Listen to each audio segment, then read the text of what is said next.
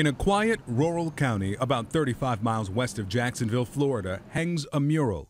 It depicts, in the artist's words, Baker County, Florida's thousands of years of history and prehistory.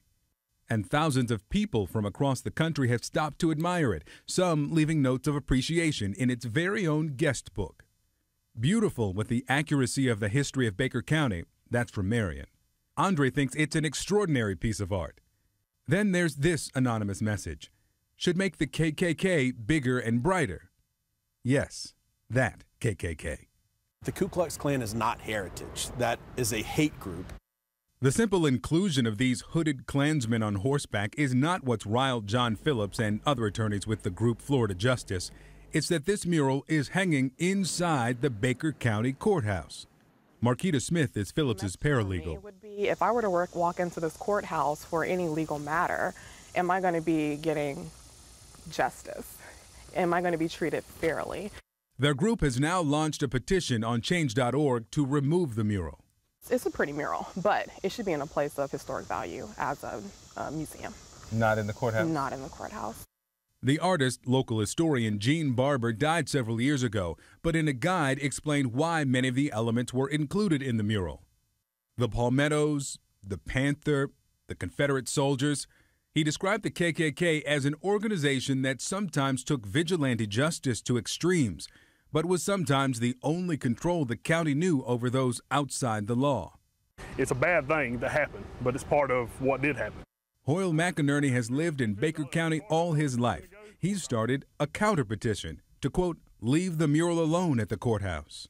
He's collected as many signatures as the petitioners who wanted to come down. And they're offended by the hooded Klansmen and some of the other images. You tell them what?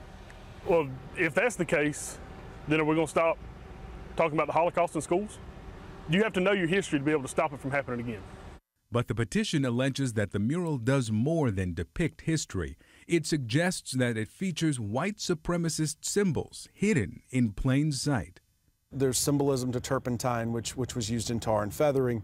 There's a copious use of trees and low-hanging limbs. There's just stuff that raises questions of whether there was a deeper meaning.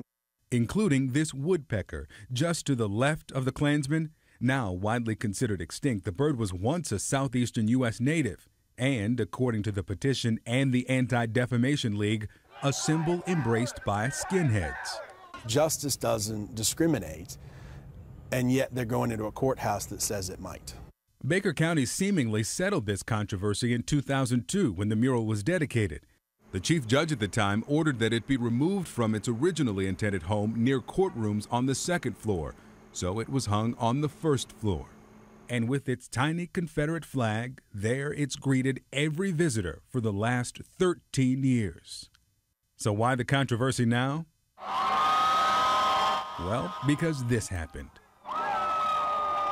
After the removal of the Confederate flag at the South Carolina State House, Baker County and cities and states across America are being challenged to strike a balance and to consider finding new homes for history. It's the history of Baker County. That's what people are standing for, is to keep this history alive.